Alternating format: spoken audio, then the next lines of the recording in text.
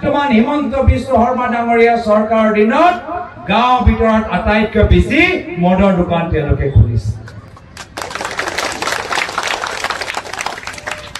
আমাৰ পৰৱৰ্তী সময়ত যেতিয়া চৰকাৰ আহিব আমি হিমন্ত বিশ্ব শৰ্মা ডাঙৰীয়াৰ এই মদৰ দোকান বন্ধ কৰিম আৰু চৰকাৰী স্কুল আমি আৰম্ভ কৰিম। বৰ্তমান চৰকাৰে গাঁৱৰ উন্নয়নৰ ওপৰত জোৰ দিয়া নাই। গাঁৱৰ ৰাস্তা বনোৱাতকৈ এইখন চৰকাৰ কিছু ডাঙৰ ডাঙৰ ঠিকাদাৰ লৈ গুৱাহাটীত অদৰকাৰী ফ্লাইঅভাৰ বনাই আছে আৰু এই ফ্লাইঅভাৰ বনোৱাৰ দায়িত্ব মুখ্যমন্ত্ৰী নিজে লৈছে আৰু গোটেইখিনি কাম মাত্ৰ 4জন কন্ট্ৰাক্টৰ ঠিকাদাৰক দিছে। কিয় অসমত আৰু ঠিকাদাৰ নাই? মুখ্যমন্ত্ৰী মাত্ৰ 4জন ঠিকাদাৰকে কিয় চিনি পায়? সৰু সৰু ঠিকাদাৰক কিয় কাম নিদিয়ে?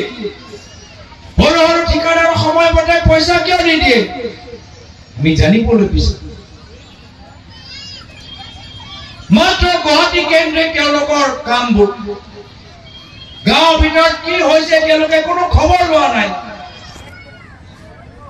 আজি মই দুঃখিত যে বৰ্তমান হিমন্ত বিশ্ব শৰ্মা ডাঙৰীয়া চৰকাৰৰ দিনত গাঁৱৰ ভিতৰত আটাইতকৈ বেছি মদৰ দোকান তেওঁলোকে খুলিছে।